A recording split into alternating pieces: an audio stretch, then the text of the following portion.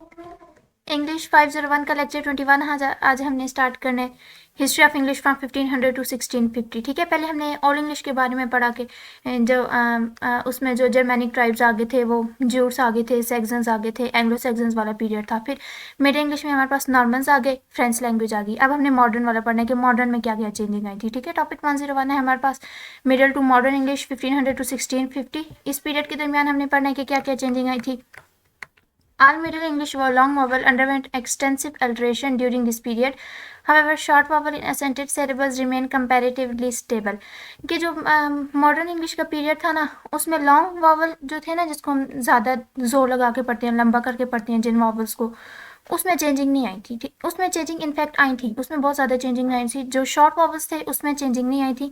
ये अपनी बात याद रखनी है, लॉन्ग वावल में बहुत ज़्यादा चेंजिंग आई थी और जो शॉर्ट वावल्स थे वो सेम रहे थे। ठीक है, if you compare Chaucer's pronunciation of the short vowels, अगर हम चॉसर जो थे, ये मिडल इंग्लिश के थे ना राइटर, इनकी लैंग्वेज को कंपेयर करें आज मॉडर्न लैंग्वेज के साथ। ठीक है, हम लोग कुछ चेंजिंग नोट करेंगे शॉर्ट वावल्स में, एटलीस्ट 2 चेंजिंग ही नोट करेंगे। वो एक ये था कि those of A and you, कि इनकी आवाज़ सेम होती थी, मतलब ए को आ की तरह प्रोड्यूस किया जाता था। जैसे फादर में आ बोल रहे हैं ना, ठीक है, ए की आवाज़ ऐसे निकाली जाती थी, ऐसे नहीं बोला जाता था कि जैसे मेक में हम ए कहते हैं, ये वाली आवाज़ नहीं प्रोड्यूस की जाती थी। मिडिल इंग्लिश में आ वाली की जाती थी। जैसे सन, अब सन में है तो यू, आवाज़ किसकी निकल रही है, ए की, आ की आवाज़। ठीक है, ये था हमारे पास मिड इंग्लिश का पीरियड। फिर आगे in some cases this middle English a represented in old English as a, मतलब किसी किसी जगह पे मिड इंग्लिश का जो ए है ना, वो ए की आवाज़ प्रोड्यूस करता था, अदरवाइज आ की आवाज़ प्रोड्यूस करता था। जैसे एट में, एप्पल में, बैक में ए की आवाज़ प्रोड्यूस कर रहा है। ठीक है, and the new pronunciation was therefore a return to approximately the form that the word had in old English. कि मिडिल इंग्लिश, ऑल इंग्लिश में पहले हमारे पास ए की आवाज़ एट, एप्पल, ए ऐसी होती थी। मिडिल इंग्लिश में कुछ कुछ में ऐसी होती थी, लेकिन ज़्यादातर आ यूज़ होता था, जैसे फादर। ठीक है, ये वाले। और फिर मॉडर्न इंग्लिश में फिर दोबारा ऑल वाली प्रोनाउंसिएशन आ गई ए की। ठीक है, मतलब ऑल इंग्लिश पहले एक थी, मिडिल में थोड़ी चेंज हुई, मॉडर्न वाली फिर ओल्ड इंग्लिश के सेम होगी। ठीक है, ज़्यादातर इट इज़ यूजली, ये जो प्रोनाउंसिएशन है ना एक ही, ये अमेरिकन इंग्लिश में भी होती है और ब्रिटिश इंग्लिश, दोनों में ये कंसिडरेबल है। ठीक है, the change that you underwent was what is known as unrounding. ठीक है, अनराउंडिंग का प्रोसेस ये था, ये जो चेंजिंग थी, मतलब ओल्ड इंग्लिश में, सॉरी मिडिल इंग्लिश में ये होता था ना कि यू को मतलब ऐसे जब प्रोड्यूस करते थे हम अपने लिप्स को गोल करते थे आगे से। जैसे अब है हाउस है ना, तो ओल्ड इंग्लिश में इसको बोला जाता था हुस। ठीक है, हमने आगे लिप्स को गोल किया, हुस बोल रही हैं हम। लेकिन मिडिल इंग्लिश और मॉडर्न इंग्लिश में ये क्या हो गया कि हमें लिप्स को गोल करने की ज़रूरत नहीं होती थी, हाउस। ठीक है, जैसे एक और एग्जांपल ले लें, वर्ड है फ्लड। ठीक है, हम फ्लड जब बोलते हैं FLOOD फ्लड, हम अपने लिप्स को गोल करते हैं, नहीं करते ना। लेकिन ओल्ड इंग्लिश में लिप्स को गोल करते थे, वो वर्ड फ्लड नहीं होता था, उसको बोलते थे हम फ्लूड। ठीक है, ये अनराउंडिंग होती है। Then in Chaucer's pronunciation this vowel was like the u in full. ये वो एग्जांपल है कि चौसर में भी कभी कभी मतलब राउंडिंग की जाती थी। जैसे यू फुल में हम फुल बोलते हैं ना, तो वो बोलते थे फूल, थोड़ा वो लिप्स को गोल करके। फिर ये अनराउंडिंग वाला कॉन्सेप्ट हमारा खत्म हो गया था मॉडर्न इंग्लिश में आके। ठीक है, and then so far as the short vowel are concern, जैसे शॉर्ट वावल का ताल्लुक है यहाँ तक, it is clear that a person today would have little difficulty in understanding of the English of any period of the language। यही है कि अगर हम किसी और मतलब ओल्ड इंग्लिश से कोई टेक्स्ट ले लें या मिडिल इंग्लिश से, तो हमें शॉर्ट वावल में इतनी मुश्किल नहीं आएगी। ठीक है, शॉर्ट वावल क्योंकि इतने चेंज ही नहीं हुए थे, वो स्टेबल रहे थे। ठीक है, इतनी ज़्यादा चेंजिंग नहीं आई थी। लेकिन लॉन्ग वावल बोलने में हमें मुश्किल आएगी क्योंकि वो टोटली चेंज हो गई थी। ठीक है, आगे टॉपिक 102 है हमारे पास, the great vowel shift. The situation is very different when we consider the long vowel in Chaucer's pronunciation. This at still there so called continental value.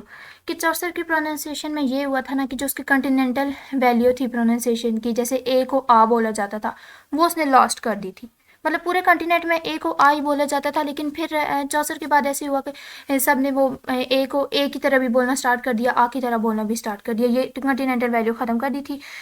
A was pronounce like in आ in father, जैसे father में A बोला जाता था, चौसर की language में ऐसे होता था। नॉट एज इन नेम, ये मैंने बताया ना, ए की तरह नहीं प्रोड्यूस किया जाता था, आ की तरह आवाज़ निकाली जाती थी। ठीक है, और ए का मैंने आपको बताया ना, ए की साउंड और ई की साउंड भी ऐसी उधर प्रोनाउंस की जाती थी। मतलब ई को लंबा करके नहीं पढ़ते थे चौसर वाले टाइम पे, मिडल इंग्लिश वाले टाइम पे। जैसे ई को अब इन्हें पढ़ा है देयर में, इतना लंबा नहीं पढ़ा, ठीक है। मेड में एक ई की आवाज़, ये एक वैसे बनेगी कि ए की आवाज़ जैसे ए की आवाज़ मेड है, ठीक है। ई की आवाज़ देयर में ऐसे प्रोड्यूस की जाती थी, लेकिन ई को लंबा नहीं किया जाता था, जैसे मीट, फीट, ऐसे नहीं थे, ठीक है।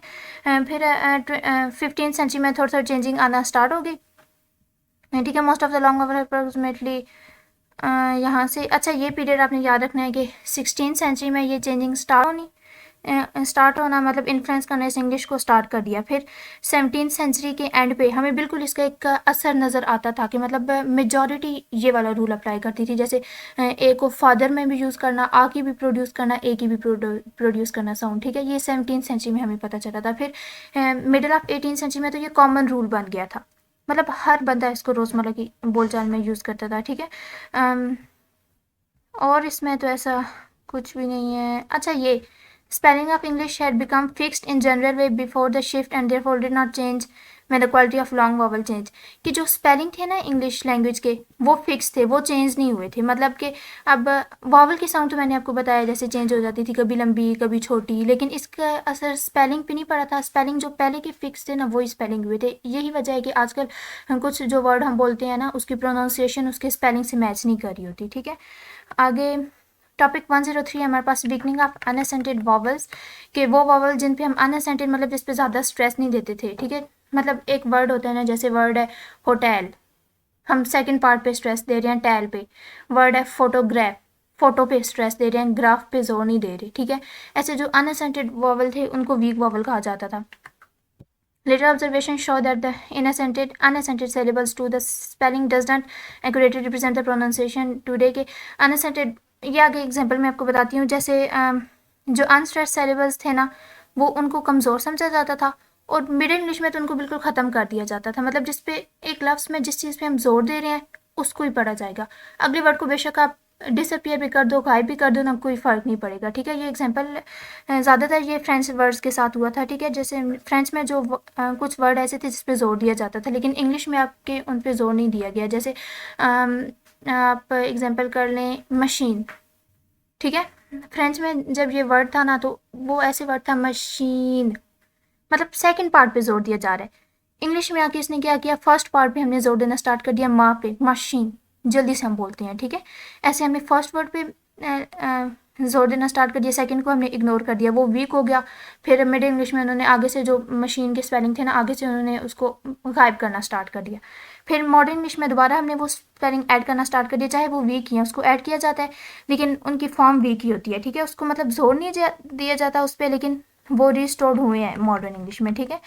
आगे टॉपिक 104 है हमारे पास चेंजिंग सोशो हिस्टोरिकल कॉन्टेक्स्ट, ठीक है। कि जो सोशल जो इन्वायरमेंटल जो माहौल में फैक्टर्स थे जिन्होंने इंग्लिश को इन्फ्लुएंस किया था, ठीक है।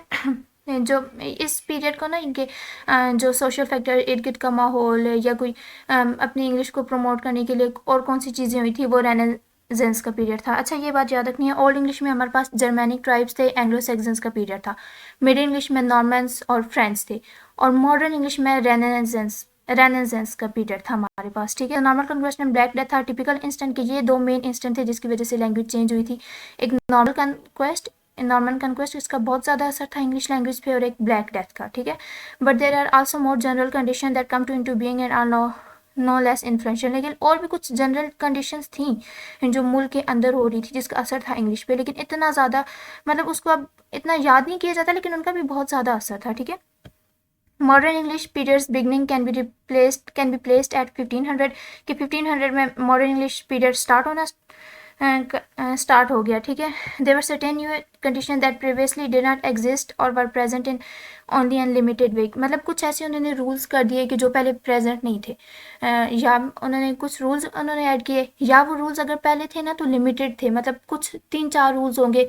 मॉडर्न इंग्लिश ने और ज़्यादा रूल्स अपनाना स्टार्ट कर दिए, ठीक है। कुछ मतलब नई नई चीज़ें इन्होंने इन्वेस्टिगेशन स्टार्ट कर दी थी। न्यू फैक्टर जिन्होंने जो रेनेजेंस के पीरियड में फैक्टर्स थे जिसने अफेक्ट किया था लैंग्वेज को, वो ये फैक्टर्स थे, ठीक है। इसको आपने पढ़ लेना है। जैसे प्रिंटिंग प्रेस, अब प्रिंटिंग ज़्यादातर प्रिंटिंग स्टार्ट हो गई थी, बहुत सारा लोग प्रिंटिंग बुक्स प्रिंट करते थे, नोट्स प्रिंट करते थे बहुत ज़्यादा, और वो सारे प्रिंट इंग्लिश में होते थे जिसकी वजह से मेजॉरिटी ने इंग्लिश बोलना स्टार्ट कर दी। Rapid spread of popular education है कि एजुकेशन पहले ऐसे होता था कि मिडिल इंग्लिश और ओल्ड इंग्लिश में ना जो ओनली अपर क्लास है ना, वही एजुकेशन को डेवलप करते थे, एजुकेशन को प्रमोट करते थे।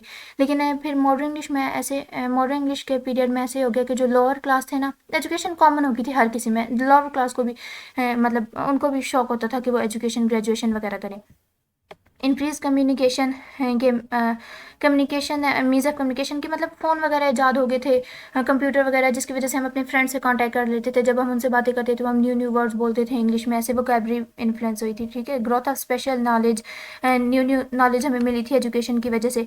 Emergence of various from self conscious about language के मैं जैसे ओल्ड इंग्लिश में मेरे पास, मैंने फिर वही पीरियड मैं डिस्कस करती हूँ कि ओल्ड इंग्लिश में मेरे पास एंग्लो सैक्सन्स थे, मिड इंग्लिश में मेरे पास फ्रेंड्स थे। ठीक है, उन्होंने अपना अपना सेटअप कर लिया इंग्लिश लैंग्वेज का, कैसे इसको यूज़ करना है। लेकिन मॉडर्न इंग्लिश में मतलब लोगों ने ऐसा सोचा था कि हमें खुद अपना एक मतलब हमें खुद ही अपने रूल्स बनाने चाहिए, किसी और पे डिपेंड नहीं करना हमने कि कोई आएगा तो वो हमारी लैंग्वेज को चेंज कर देगा, ऐसे नहीं करना हमने खुद। उन्होंने मतलब एक लैंग्वेज को समझने का तरीका ढूंढा। ठीक है, and invention of printing about the middle of 15th century exercise far reaching influence के सबसे ज़्यादा प्रिंटिंग का असर था। और प्रिंटिंग सबसे पहले इंग्लैंड में कौन लाए थे? William Caxton. नाम याद रखना है, डेट भी याद रखनी है, 1476 में विलियम कैक्सटन जो है ना ये प्रिंटिंग लेके आए थे। इसकी वजह से जो हमारे पास बुक्स थी जो हैंड रिटन थी, लैटिन में लिखी गई थी, उसको अब कम ही लोग यूज़ करते थे, प्रिंटिंग ज़्यादा मतलब फेमस हो गई थी।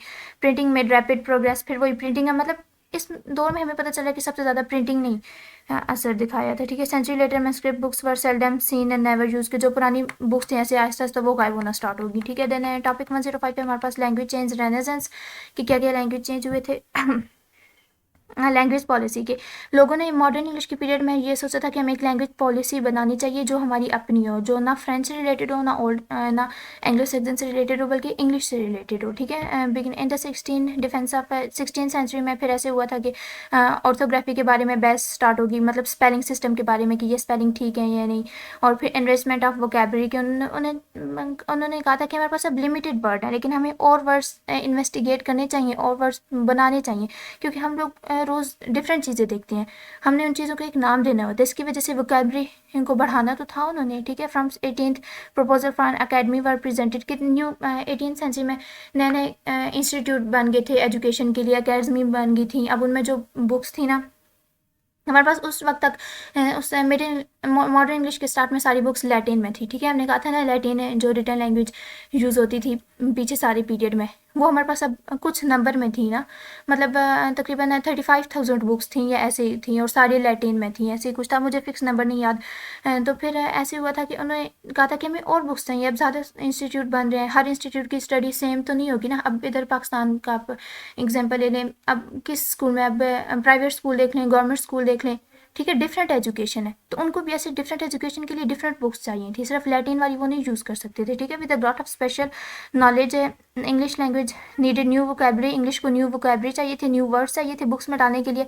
Also become now Latin become less and less vehicle है कि वो इन लैटिन लेस हो गई थी यूज़ में, उसके व्हीकल्स जो बुक्स वगैरह थी लैटिन में वो भी कम हो गई थी। ठीक है, rapid explanation of new less publishing Latin also placed है कि लैटिन का भी इसमें रोल था। रोल ये था कि लैटिन कम हो गई थी, जिसकी वजह से इंग्लिश को प्रमोट करना लोगों ने स्टार्ट कर दिया। ठीक है, सेल्फ कॉन्शियसनेस अबाउट लैंग्वेज है टू एस्पेक्ट, दो एस्पेक्ट थे सेल्फ कॉन्शियसनेस के, एक इंडिविजुअल और एक पब्लिक। ठीक है, इंडिविजुअल ये था कि मतलब जो लोग थे ना वो फाइनेंशियली, माशी और इल्मी सतह पर आगे बढ़ने लगे, ये इंडिविजुअल वाला था। और पब्लिक ये था कि लोगों ने ग्रामर के जो प्रोनाउंसिएशन थी, ग्रामर के तलफ़ुज़ के रूल्स अपनाने शुरू कर दिए। ठीक है, आज का लेक्चर यही है, पढ़ लीजिएगा इसको, फिर भी अगर कुछ समझ नहीं आई तो कांटेक्ट कर लीजिएगा। आज मैंने जूम करके लेक्चर रिकॉर्ड किया है क्योंकि कुछ मेरी फ्रेंड्स हैं जो बुज़ुर्ग हैं जिनको नहीं नज़र आता था, इसी वजह से मैंने आज जूम करके रिकॉर्ड किया है।